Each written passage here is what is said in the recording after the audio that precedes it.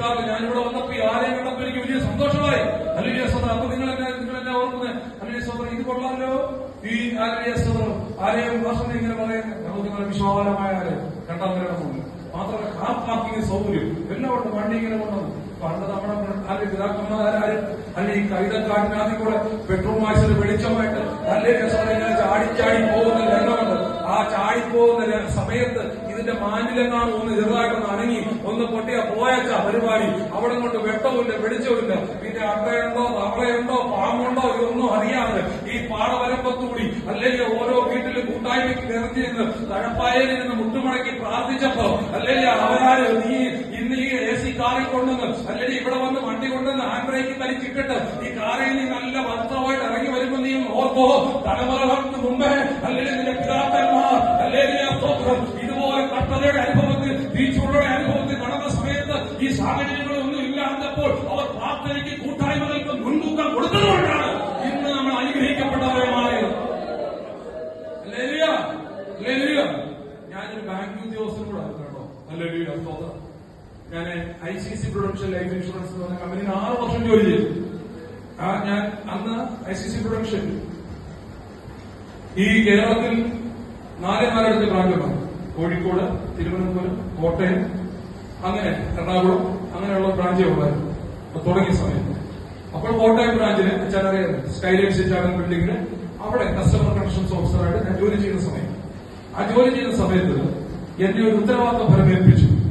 പത്തനംതിട്ടയിൽ ഒക്കെ നമ്മുടെ ബ്രാഞ്ചുകൾ വ്യാപിക്കണം. അതുകൊണ്ട് ഒരു സർവേ നടത്തണം. ഇവിടെ എവിടെയൊക്കെയാണ് പൈസ കൂടുതലുള്ള സ്ഥലമെന്ന്. പൈസ കൂടുതലുള്ള സ്ഥലം എവിടെയാണ് ബാങ്കുകാരാണല്ലോ നോക്കുന്നത്. ബാങ്കുകാർ നമ്മുടെ ഈ കുളിക്ക് പോകെയൊന്നുമല്ല നോക്കുന്നത്. അല്ലെങ്കിൽ സദർ നമ്മളോർക്ക് ബാങ്കിൽ ചെല്ലുമ്പോൾ അയ്യോ മാനേജറിന്റെ സ്നേഹ കുഞ്ഞിരിക്കുന്ന കൊച്ചിനെ സ്നേഹ ഞെട്ടിക്കിട്ട കൊച്ചെ അയ്യോ മേഡം ബാങ്കിരിക്കും. ബാക്കി 2 നേരം കഴിക്കാൻ ആഹാരമില്ലാതെ എത്രയോ കട്ടതയുടെ അനുഭവത്തിൽ അല്ലെ. പണ്ട് നമ്മളെ വിളിച്ച് പാട്ട് പാടത്തില്ലായിരുന്നു. കപ്പയും മീനും തിന്നണം അല്ലെ. രണ്ടാമത്തെ ചേർന്നത് ഈ കപ്പ മാത്രം ആശ്രയമാക്കിക്കൊണ്ട് അല്ലെ രാവിലെ എഴുന്നേൽക്കുമ്പോഴും പാട്ട് കപ്പ കിട്ടുമ്പോഴല്ല ഇത് തന്നെ. ഇതൊക്കെ കഴിച്ചുകൊണ്ട് നല്ല ഒരു നേരം ഒരു ആഹാരം കഴിക്കാൻ പറ്റാതെ അങ്ങനെ ഇരുന്ന സാഹചര്യത്തിലായിരുന്നത് പോലും നമ്മുടെ പിതാക്കന്മാർ അന്ന് ദൈവനാമത്തിൽ കൊടുത്ത വിലയാണ്, ദൈവസന്നിധിയിൽ കൊടുത്ത വിലയാണ് ഇന്ന് ബാങ്കുകളിൽ കുമിഞ്ഞുകൂടി കിടക്കുന്ന ഒരു വലിയ സമ്പത്ത്. പക്ഷെ ഇപ്പൊ അതിൽ തന്നെ നമ്മളൊന്ന് പിന്തിരിഞ്ഞു പോയി. സമ്പത്ത് കുറിഞ്ഞപ്പോഴേ നമുക്ക് ദൈവഭയമില്ലാതായി മാറി. പക്ഷേ എന്നോട് പരിശുദ്ധാത്മാവ് പറയുക, ദൈവങ്ങളെ അതിന് നന്മയൊക്കെ ദൈവം തരട്ടെ. ഈ വചനത്തിൽ തന്നെ പറയുന്നു. എന്താണ് പറയുന്നത്? ഹല്ലേലൂയ സ്തോത്രം. നീ താഴ്ത്തി ഏൽപ്പിച്ചു കൊടുത്ത് നിന്റെ കുഞ്ഞുകുട്ടികൾക്ക് വായിക്കട്ടെ.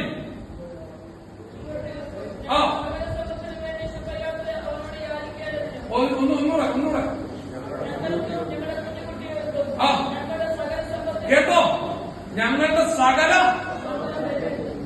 സകല സമ്പത്തിനും വേണ്ടി ശുഭയാത്ര. സകല സമ്പത്തിനും വേണ്ടി ശുഭയാത്ര. അപ്പൊ കുഞ്ഞുകുട്ടികളുണ്ട്, സമ്പത്തുണ്ട്, സകലത്തിനും വേണ്ടി ഒരു ശുഭയാത്ര കഴിക്കണം. എന്നിട്ട്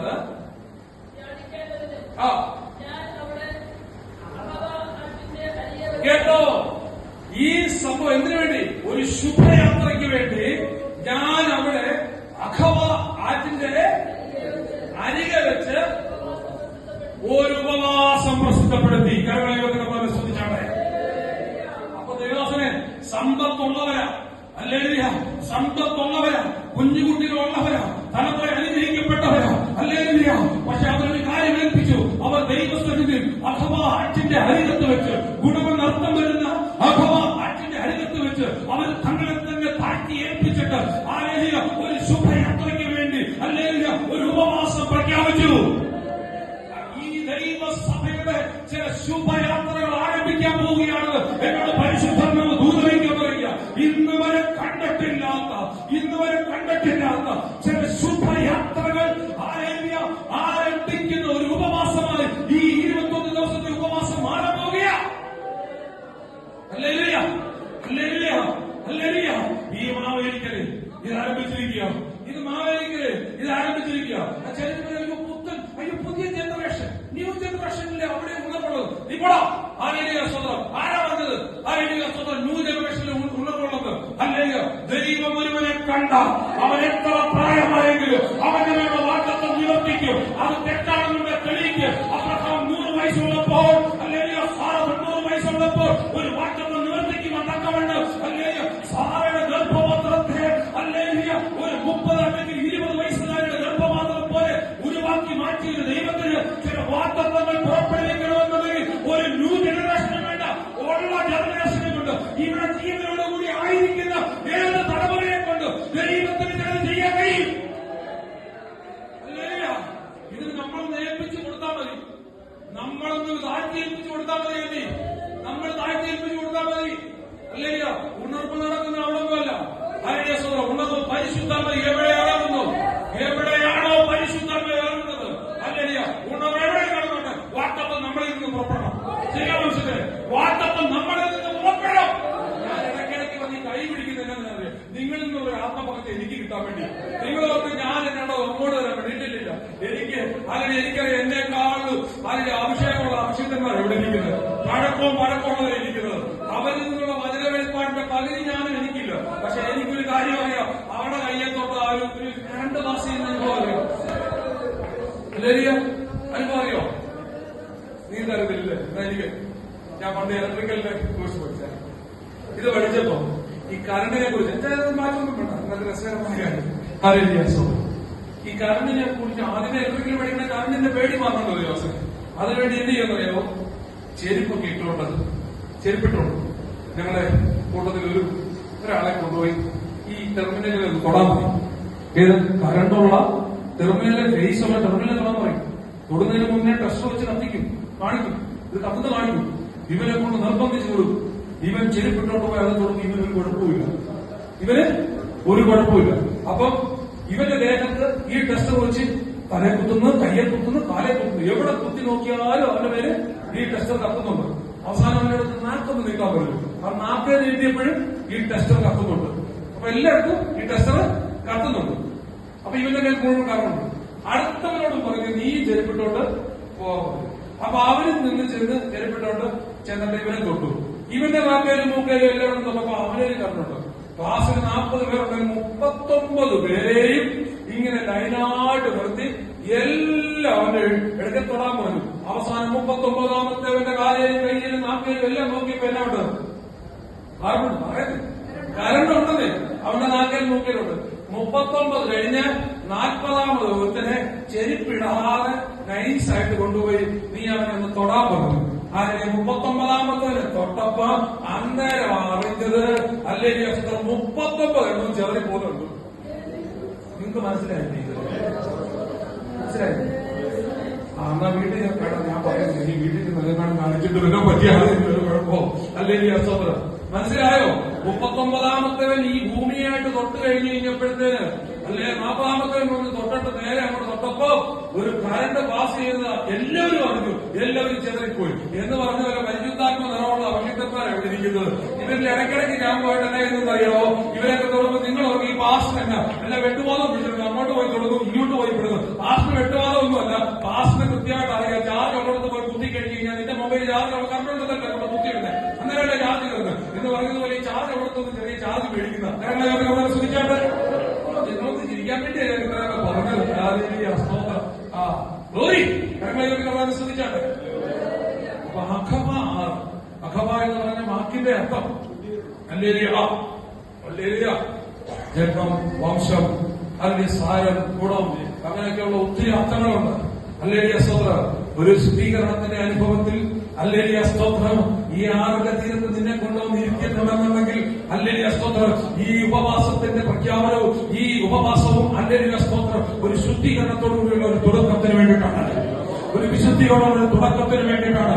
എന്നോട് പരിശുദ്ധന്മാർ പറയുകയാണ്, മാവേലിക്കൽ IPC ശാലോം സഭയെ അല്ലേലിയ സ്തോത്രം നാളിതുവരെ നീ എതിരെ കൂടെ സഞ്ചരിച്ചെന്ന് എനിക്ക് അറിയത്തില്ല, ഏത് വഴിയിൽ കൂടി വന്നെന്ന് എനിക്ക് അറിയത്തില്ല, അല്ലെങ്കിൽ ബാബലോണിയ പ്രവാസത്തിന്റെ ഏതൊക്കെ ഏടുകളിലായിരുന്നു എന്ന് എനിക്ക് അറിയത്തില്ല. പക്ഷെ ഇപ്പോൾ വന്നിരിക്കുന്ന ഒരു അഹബായുടെ അല്ലെങ്കിൽ ഒരു ആറുടെ തീരത്താണ് വന്നിരിക്കുന്നത്. ഇവിടുന്ന് നീ അല്ലെങ്കിൽ ഒരു യാത്ര ആരംഭിക്കണമെന്നുണ്ടെങ്കിൽ അല്ലെങ്കിൽ ഇത് നിസാര യാത്രയല്ല, ഇത് നിസാര യാത്രയല്ല. ഒരു കഴുകൽ പ്രാപിച്ചുകൊണ്ടല്ല, ക്രിസ്തുവിന്റെ രക്തത്താലുള്ള ഒരു കഴുകൽ പ്രാപിച്ചുകൊണ്ടുള്ള അല്ലെങ്കിൽ ഒരു യാത്രയുടെ തുടക്കമാണ്.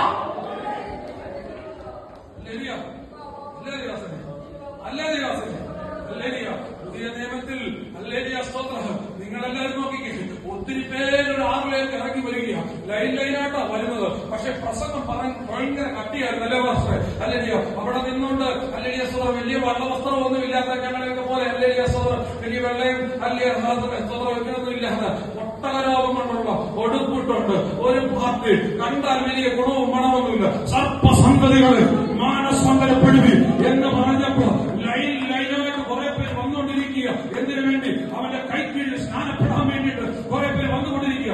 അപ്പൊ നോക്കിയപ്പോഴാണ് ഈ വരുന്നവരെക്കാളും എല്ലാവരെക്കാളും ഒരു വ്യത്യസ്തനായ ഒരുവൻ 10,000 പേരുകളെക്കാളും അതിസുന്ദരനായവൻ. Hallelujah, hallelujah. ഓ, അങ്ങനെ ഒരു ദൈവിക തേജസ്സുള്ളവൻ ഹല്ലേലൂയ സ്തോത്രം ഒരുവൻ നടന്നു വരികയാണ്. അവന്റെ വരവ് കണ്ടപ്പോഴേ അറിയാം ഹല്ലേലൂയ സ്തോത്രം ഇവരിവിടെ ശുദ്ധീകരിക്കപ്പെടുന്ന കാര്യമില്ല. ഹല്ലേലൂയ സ്തോത്രം ഇവരിലൊരു അശുദ്ധിയുമില്ല.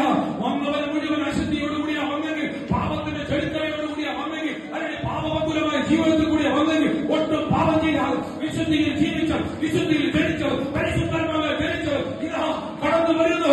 ഹല്ലേലൂയ സ്തോത്രം ഒരു ആർക്കിലേക്ക് കടന്നു വരികയാണ്. ആ ആർക്കിലെ വെള്ളത്തിലേക്ക് ഇറങ്ങി ചെന്നിട്ട് യോഹന്നാൻ സ്നാപകന്റെ കൈക്കീഴിലേക്ക് നിൽക്കുവാൻ കൊണ്ടുപോയേക്കുന്നു. എന്നിട്ട് ഹല്ലേലൂയ സ്തോത്രം അവിടെ നിൽക്കുമ്പോൾ യോഹന്നാൻ സ്നാപകൻ പറയുന്ന വാക്കുകൾ നമുക്കെല്ലാവരും അറിയാം. ഹല്ലേലൂയ സ്തോത്രം എന്റെ പിന്നാലെ വരുന്നവന്റെ ചെരുപ്പിന്റെ വാറടിക്കാൻ പോലും ഞാൻ യോഗ്യനല്ല. വാറടിക്കാൻ യോഗ്യനല്ലെന്ന് അതന്നെ അതിന് വേറെ കൊളുത്തുവല്ല ഉണ്ടാക്കുന്നത്. അതിന്റെ കൊളുത്തുവലിന്റെ ബുദ്ധിമുട്ടൊന്നും അല്ലതേ.